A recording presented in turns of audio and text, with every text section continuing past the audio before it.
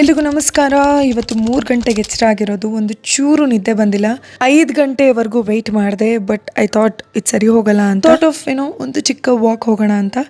ನಮ್ಮ ಅಪಾರ್ಟ್ಮೆಂಟ್ಸಲ್ಲಿ ಸಿಕ್ಕಾಪಟ್ಟೆ ಬೆಕ್ಕಗಳಿರುತ್ತೆ.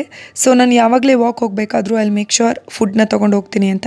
ಕ್ಯಾಟ್ ಫುಡ್ನ ಅದಕ್ಕೆ ನಾನು ಯಾವಾಗಲೂ ತರಿಸಿಟ್ಕೊಂಡಿರ್ತೀನಿ. ಯಾವುದಾದ್ರೂ ಒಳ್ಳೆ ಮೋಟಿವೇಶ್ನಲ್ ಮಾತುಗಳನ್ನು ಕೇಳ್ತಾ ಅಥವಾ ಸೈಲೆಂಟ್ ಮ್ಯೂಸಿಕ್ನ ಕೇಳ್ತಾ ವಾಕ್ ಮಾಡಿ ಬಂದರೆ ಅಬ್ಬಾ ಅದ್ರ ಫೀಲಿಂಗೇ ಬೇರೆ.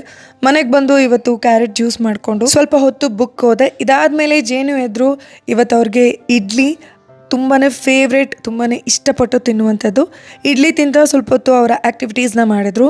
ಇವತ್ತು ನಾನು ನಿಮಗೆ ಸಿಕ್ಕಾಪಟ್ಟಿ ರುಚಿಯಾಗಿರುವಂತಹ ಮಾವಿನಕಾಯಿ ಚಿತ್ರಾನ್ನ ರೆಸಿಪಿ ಹೇಳ್ತೀನಿ. ಮೊದಲಿಗೆ ಸಾಸಿವೆ, ಜೀರಿಗೆ, ಧನಿಯಾ, ಕೊಬ್ಬರಿ ಇದಷ್ಟನ್ನು ಸ್ವಲ್ಪ ನೀರನ್ನು ಹಾಕ್ಬಿಟ್ಟು ರುಬ್ಬಿ ಈ ಮಿಕ್ಸ್ಚರ್ನ ಇಟ್ಕೋಬೇಕಾಗತ್ತೆ.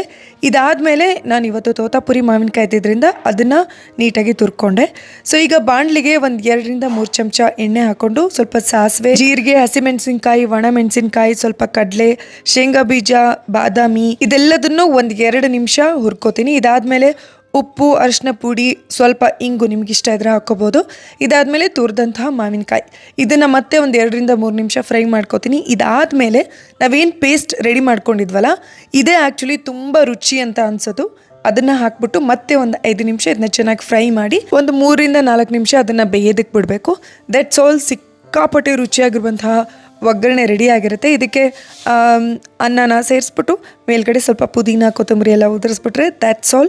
ಸಿಕ್ಕಾಪಟ್ಟೆ ರುಚಿಯಾಗಿರುವಂತಹ ಮಾವಿನಕಾಯಿ ಚಿತ್ರಾನ್ನ ರೆಡಿ. ಈ ರೆಸಿಪಿನ ನೀವು ಕೂಡ ಡೆಫಿನೆಟ್ಲಿ ಟ್ರೈ ಮಾಡಿ.